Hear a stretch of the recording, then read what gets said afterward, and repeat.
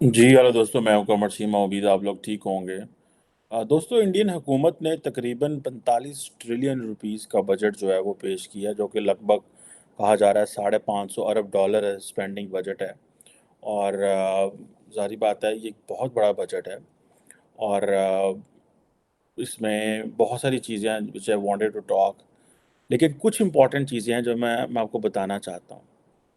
देखें, इंडिया को एडवांटेज ये हुआ, और मोदी सरकार को ये एडवांटेज हुआ कि भारत के लोगों ने मोदी सरकार को 10 साल के लिए चुना और एक बड़ा मजबूत मैंडेट दिया।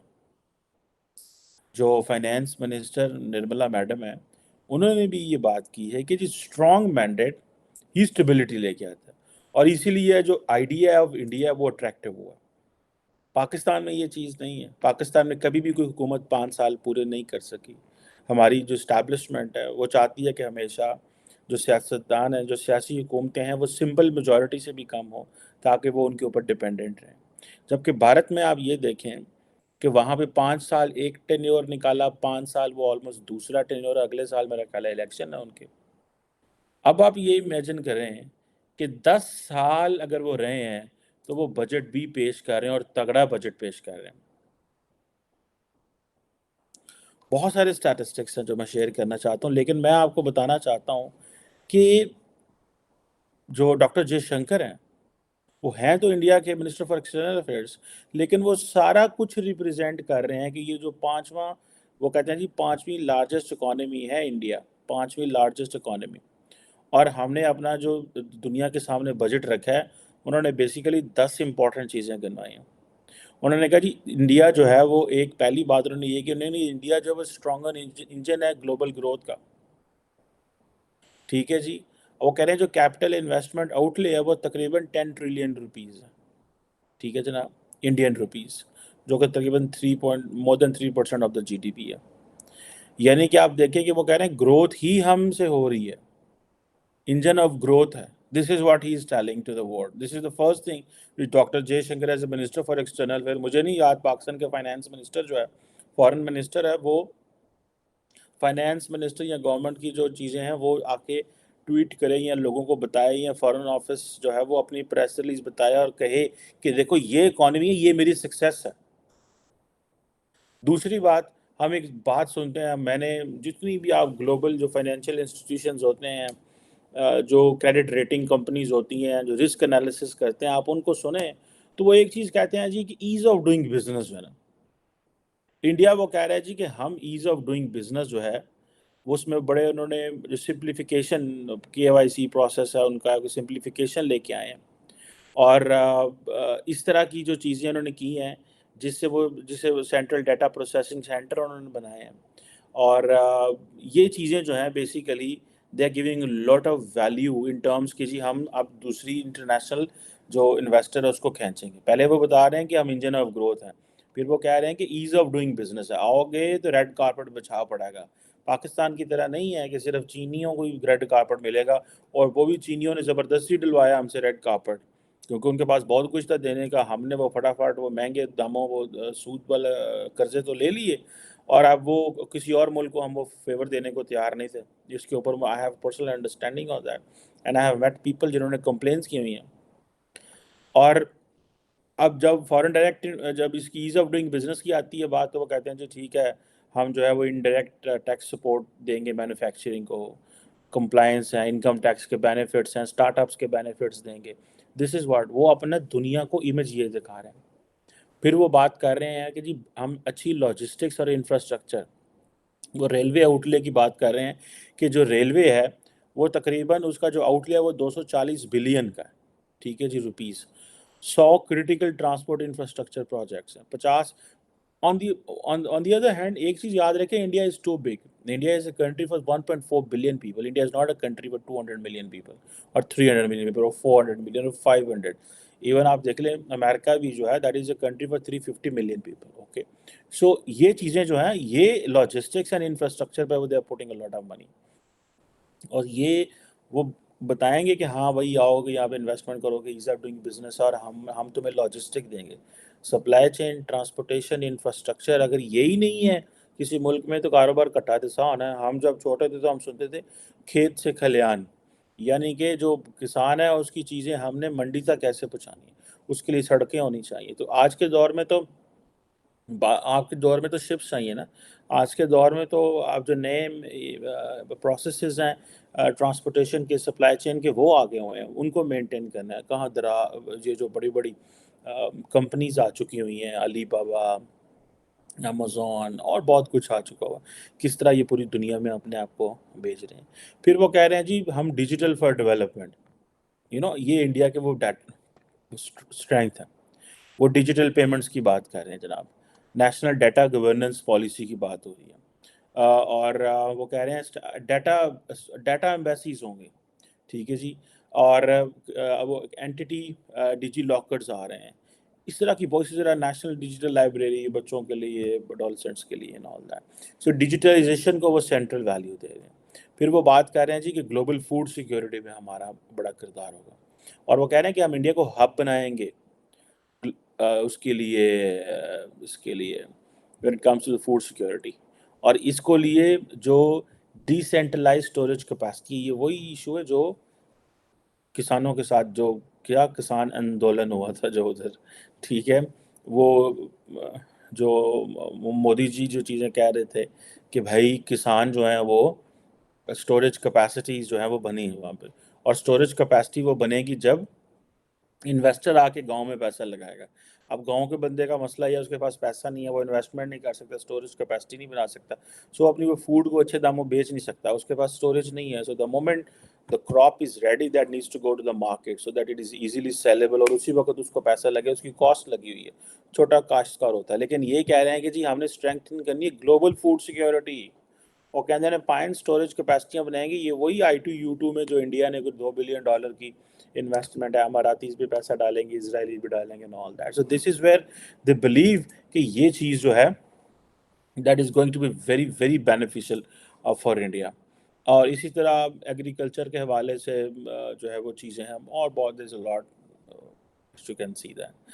देन वो ग्लोबल हेल्थ सिक्योरिटी की बात कर रहे हैं कि हम जी फार्मा रिसर्च एंड डेवलपमेंट के ऊपर काम करेंगे, और मेडिकल की जो मैन्युफैक्चरिंग है, मेडिकल रिसर्च के ऊपर, और 157 नए नर्सिंग कॉलेजेस वो जो स्टैब्लिश कर रहे हैं। सो ये चीज़ें जो हैं वो बेसिकली हेल्थ सिक्योरिटी इसमें वो जारी बात है उनकी जो क्या थी वो वैक्सीन, ये एंड ऑल दैट। सो ये चीज़ें भी हैं। फिर वो कहते हैं जी कि हम इंडिया की जो इंडियन पार्टिसिपेशन होगी ग्लोबल वर्क प्लेस में। अब ये जो चीज़ है ग्लोबल वर्क प्लेस जो है वो उसमें जारी बात है कि चाहते तो वो ये हैं कि हमारे लोगों को ले जाएं और वहाँ पे उनको ट्रेन करें, एक तो वो रेवेन्यू भेजें, और दूसरा देर इज स्किल्ड लेबर, कल को उनमें से कुछ वापस भी आ जाएंगे। So this is where they are working. ये यूथ के लिए प्रोग्राम है। और जिसे आप ये कह लें कि दिस इज़ एक बड़ी सपोर्ट है। पाकिस्तान में भी ये मसाइल हैं ये यूथ के। मैं देख रहा हूँ कि इंडिया में वो कह रहे हैं हम जी हम 4.7 मिलियन यूथ को स्टाइपेंड देंगे। पाकिस्तान में भी ये कहते रहते हैं बिकॉज बहुत सारी पावर्टी है, बहुत सारी पावर्टी है इंडिया के अंदर, बहुत सारे मामलात ख़राब है वहाँ पे, लोगों को जॉब्स नहीं मिल रही जिस तरह पाकिस्तान में नहीं मिल रही।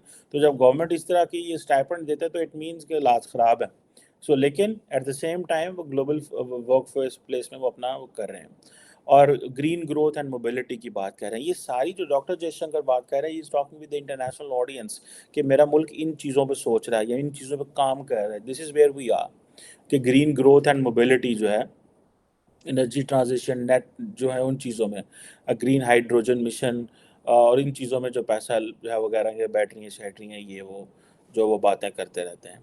और इसमें ज़ाहिर बात है वो renewable energy and all that, और जिसमें ये बैटरियाँ, चिप इंडस्ट्री, सेमीकंडक्टर ये भी बेची आ जाते हैं सारे, ठीक है जी। और उसके लिए तो जैसे वो Indian national security adviser Washington बैठे हुए हैं, and he is getting a lot from Washington on that. आप देखें जी कि फिर वो जेंडर एम्पावरमेंट, जारी बात है वो चलता है। ये जेंडर एम्पावरमेंट जो डेवलपिंग वर्ल्ड है ना, वो इंटरनेशनल कम्युनिटी को बताता है कि भाई यहाँ पर जो प्रॉब्लम है। So but this gender empowerment India के अंदर तो the girls are very much outspoken. The best thing which I have seen that Indian population में they can speak good English, अच्छी इंग्लिश बोलते हैं। और आप मिडल ईस्ट में चले जाएं, बहुत सारी जगहों में चले जाएं, the Indians have that edge over Pakistanis. ये नहीं है पाकिस्तान की नंबर थोड़ा, लेकिन ये नहीं कि पाकिस्तान इंग्लिश नहीं बोल सकते। मैं बहुत सारे ऐसे गोरों को जानता हूँ जो पाकिस्तान में गए हैं, वो कहते हैं पाकिस्तान में तो इतने लोग इंग्लिश बोलते हैं कि हमें कभी प्रॉब्लम ही नहीं आई। सो बड़ी तादाद में लोग इंग्लिश बोलते हैं, लेकिन वो जो लार्ज स्केल पे मैसिव लेवल पे होता है, गाँव से भी बच्चा उठ के जा रहा है और उस तरह भी है, वो भी अच्छी इंग्लिश बोल सकता है या उसके पास एटलीस्ट वो अंडरस्टैंडिंग है। और दूसरी आखिरी बात वो कहते हैं, डॉक्टर जयशंकर कहता है कि जो मैं इंडिया को टूरिज्म रेडी बनाना चाहता हूँ। हमारे वज़ीर आज़म इमरान खान ने, साबिक़ वज़ीर आज़म इमरान खान ने टूरिज़्म डेफिनेशन की बात करते करते करते करते जी कि हाँ हम टूरिज़्म लेके आएंगे, हाँ हम जो है वो टूरिज़्म आएगी तो बड़ा तरक्की आएगी, और इधर जाएंगे तो उधर जाएंगे, और टूरिज़्म कटा ते सौ होनी सी, वो उल्टा जड़ा ना दहशतगर्द आ गए, टीटीपी आ गए। लाने टूरिस्ट ले टीटीपी आए, दहशतगर्द ले आए। ठीक है जी। और अब ये जो चीज़ें हैं ये ऑब्वियसली इम्पॉर्टेंट हैं कि किस तरह आइंदा आने वाले दिनों में पाकिस्तान जो है, क्या वो ऐसा कोई बजट पेश कर सकता है। ये है भाइयों और बहनों और उनके भाइयों और उनकी बहनों, ये क्वेश्चन है कि भाई क्या हम ऐसा बजट पेश कर सकते हैं कि एटलीस्ट हम दुनिया को ये मैसेजिंग ही कर दें। क्या पाकिस्तान का जो फाइनेंस में फॉरेन मिनिस्टर है वो इस तरह की बातें कर सकता है कि जी मैं इंजन हूँ ग्लोबल ग्रोथ का, इंफ्रास्ट्रक्चर चाहिए है ही नहीं है।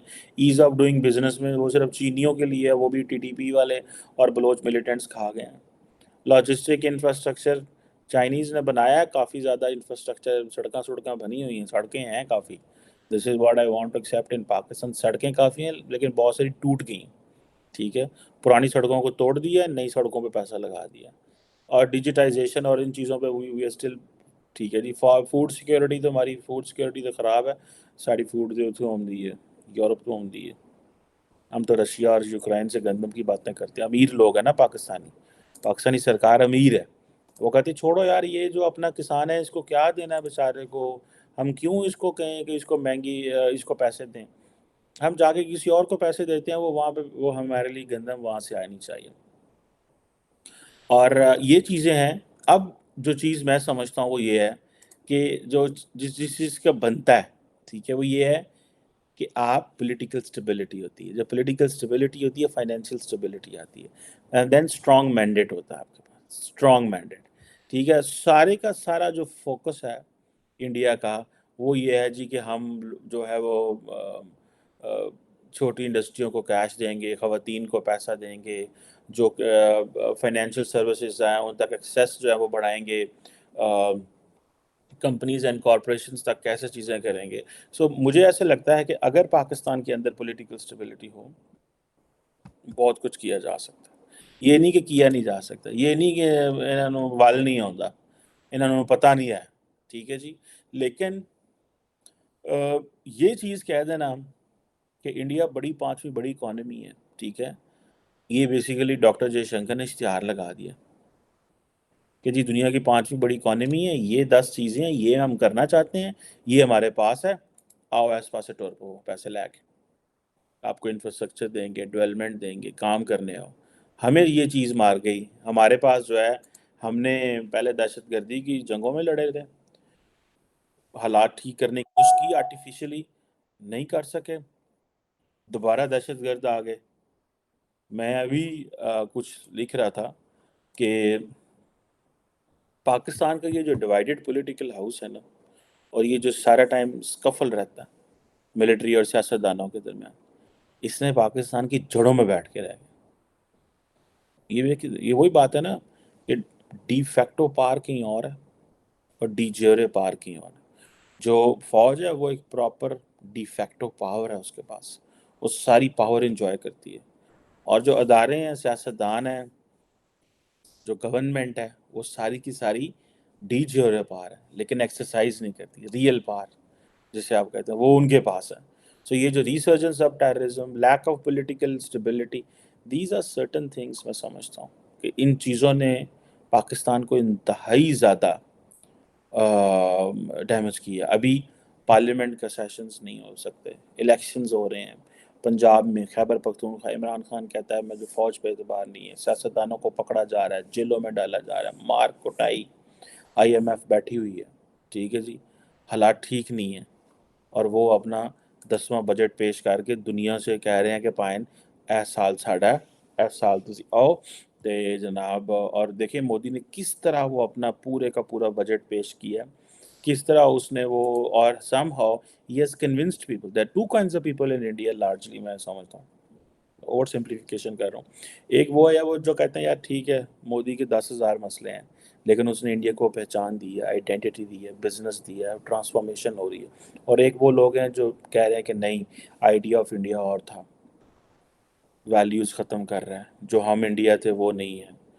ठीक है, so these are obviously important things which we are looking at. मेरा ख्याल है कि ये पाकिस्तान को जो चीज़, that is what is important to understand is political stability होनी चाहिए। जिस तरह मोदी जी 10 साल के लिए रहा है ना, कोई एक वज़ीर आज़म 10 साल रहे, लूला लंगड़ा पैड़ा चंगा, कुछ तो करे। हम सूबों को 10-10 साल 15-15 साल दे देते हैं, हम मरकज़ी हुकूमत में नहीं देते, जिससे वो शोर मचाते रहते हैं। इमरान खान ने खैबर पख्तूनख्वा में 10 साल हुकूमत की, सिंध में पीपल्स पार्टी ने 15 साल हुकूमत की, कोई क्वेश्चन ही नहीं पूछा जाता। क्योंकि हमें आज भी शायद ये समझ है कि ताकत मरकज़ में नहीं, ताकत सूबों में है, ये सवाल होने चाहिए। लेकिन ज़ाहिर बात है ये चीज़ें कौन पूछे। लेकिन ये एक आखिरी बजट उन्होंने पेश किया, फिर इलेक्शंस हैं, ये साल उनका डिप्लोमेटिक वो जो है सक्सेस का, G20 और बाकी जो क्या नाम है उसका SCO वगैरह और बहुत सारी चीज़ें। सो इट सीम्स कि प्राइम मिनिस्टर मोदी जो है वो दोबारा इलेक्शन जीत जाएगा, एंड ही विल कम। अगर वो 5 साल और आता है तो मेक श्योर कि दुनिया जो है वो कहाँ जा रही है। Thank you very much.